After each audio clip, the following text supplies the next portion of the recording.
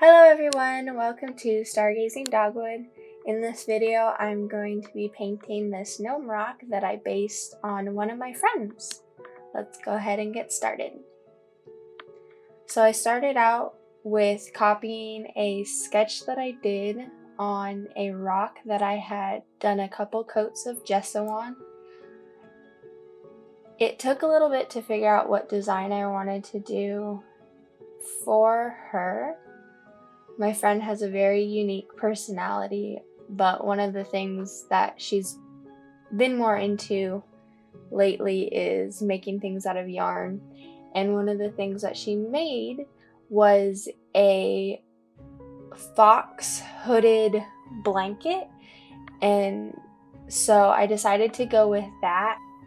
Prior to doing this, I talked to her about some of the colors and patterns she likes. And she told me she likes plaid, but I was not ready to venture into painting plaid on a surface that wasn't just going to be straight plaid. That was something I really tried to figure out because I do love flannels and the buffalo plaid design. But I also really like foxes, and when I saw that she did this blanket, I just thought it was the cutest thing, so I went with that.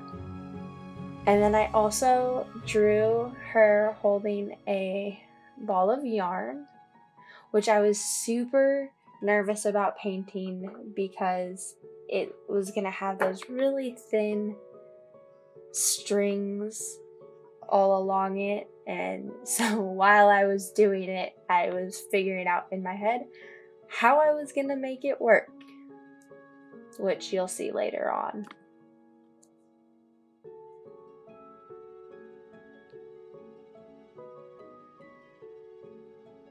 So now that I have it all sketched out where I want it, I got all my paints ready. I started with the skin color, which is a custom color that I mixed up. I used this in my previous video. It's just Sunkissed Peach, Light Mocha, and White, all by AppleBarrel.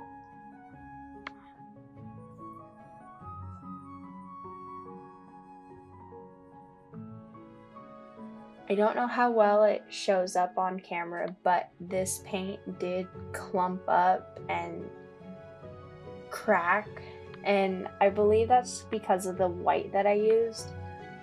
I found that when using the matte white paint, it does that, and so when you mix it with other colors, it creates that effect with whatever mixture you make. So I need to put the matte away for whatever projects I'm doing until I actually want it, and just mix with gloss. I find that the gloss white works so much better.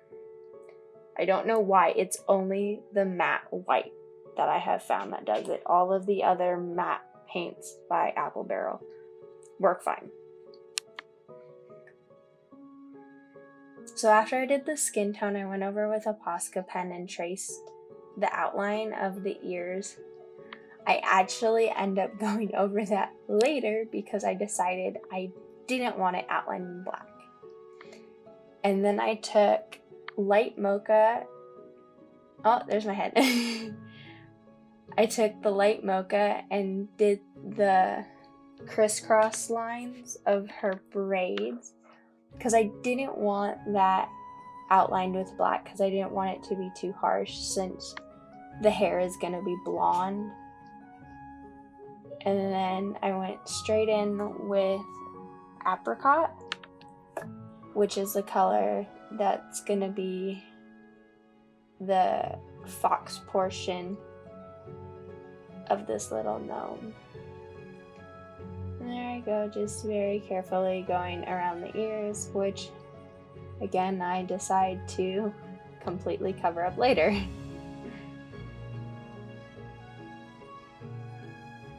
I've found that using a dotting tool, I've been happier with putting thicker coats on and getting more coverage, and then you don't have to do so many layers. Yeah, there you go, covering the ears.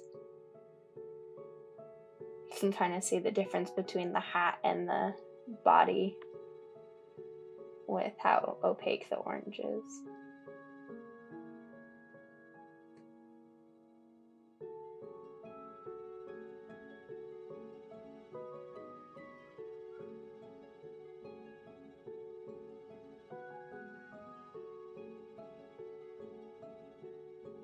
Alright, and then after letting all that dry, I went in with the shirt color, which could really be any color. I decided to go with black just to have it stand out a little more, but my friend's, one of her favorite colors is black, so I wanted to incorporate that somehow.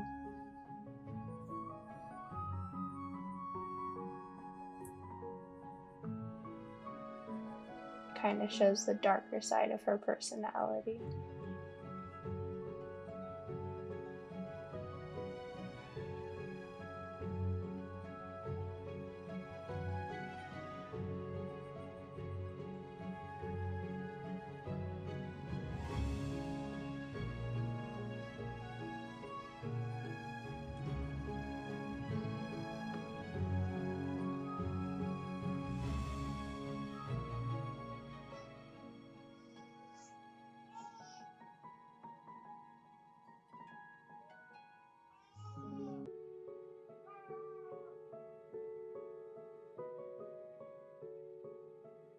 Since I discovered the dotting tool using it instead of a paintbrush, most of what I do now, I actually just use a dotting tool, which is crazy because I have so many paintbrushes.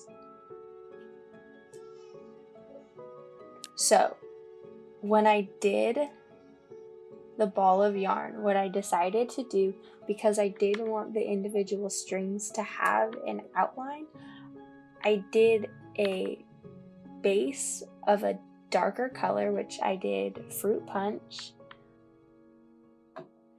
and then you'll see in a little bit I go over it with a lighter color, which is going to be candy pink.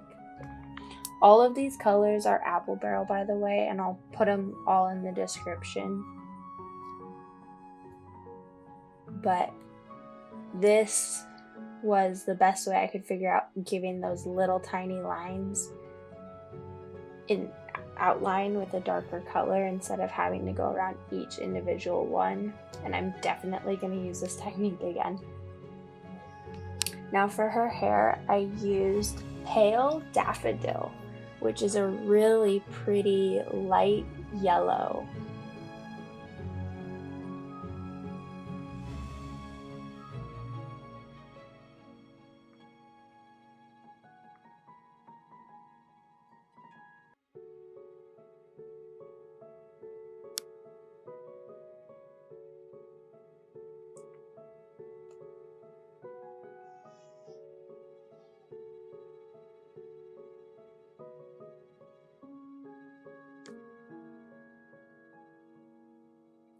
Now, I'm not sure how often my friend actually wears braids, but I didn't know how else to incorporate her blonde hair into this, and I really liked the idea of the braids.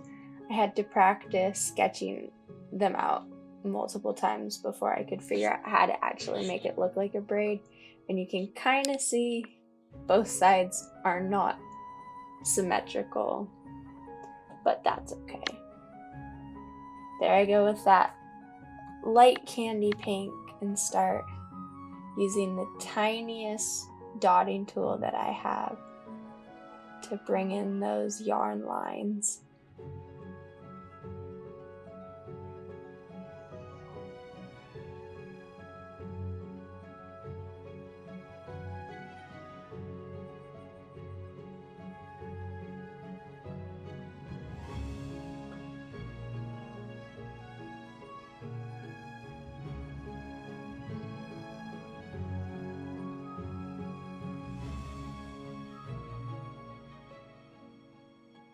And then I added just a little tail.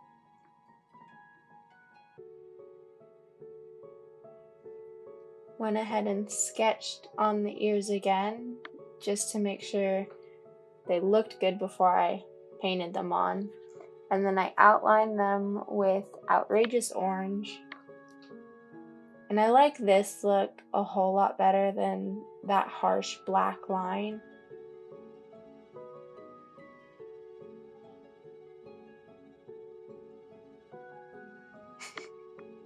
I gotta figure out how to keep my head out of the way.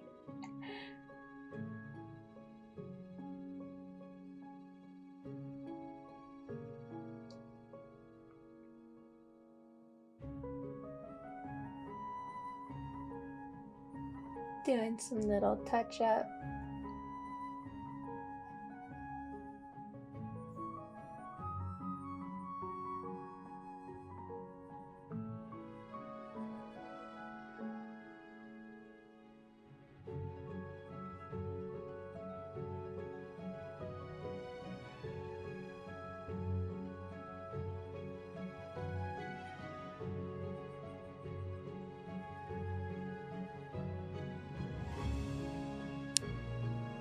And then just took some white to do the inside of the ear. And a little more touch-ups. I went in with a brush on the face to kind of fill in the cracks like I was talking about earlier, that matte white does.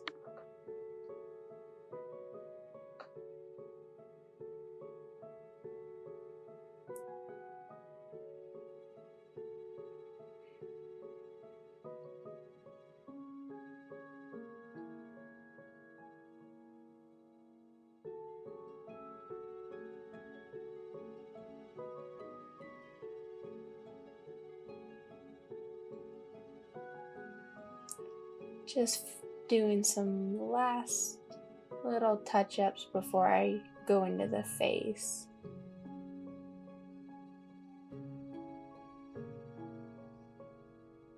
And again, trying to smooth out those cracks and bumps.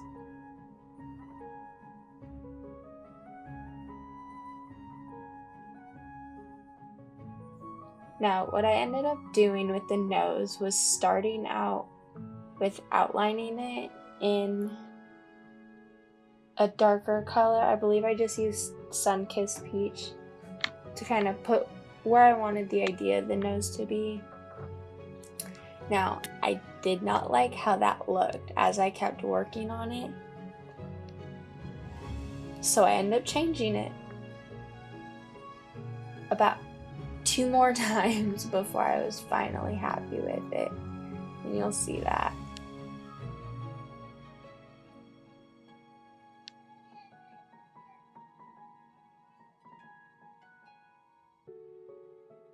See, there I go, filling it in.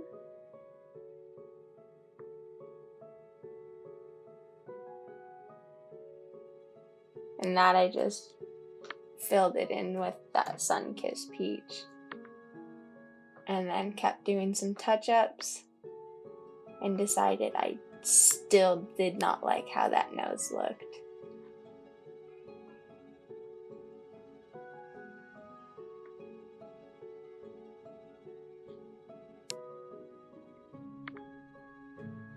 What I ended up doing for the nose, I don't actually have on camera, but I covered it up again with the skin tone that I had made. And then what I had done was gone outside and found a very tiny pebble and painted it with that skin tone. And when it was covered like I liked it, I super glued it onto the face of the gnome. Now what I'm doing here is just taking some black paint. I drew some stars on her face because my friend, she regularly draws stars next to her eyes with eyeliner, and it's super cute. And then just made some round little dots for her eyes and drew some eyelashes.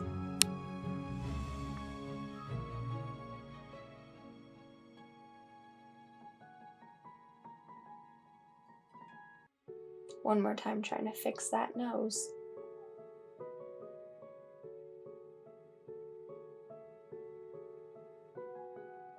And then I took that dark orange color and drew some lines to indicate the arms.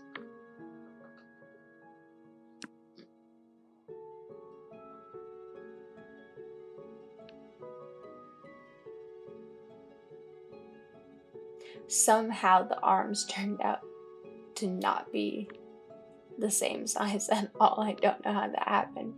I like the left arm better. And then had to put some highlights in her eyes to bring her to life, and finished up with a clear coat of spray. I do about 2 coats on the back and about 3 coats on the front just to make it extra durable and shiny. And she's done.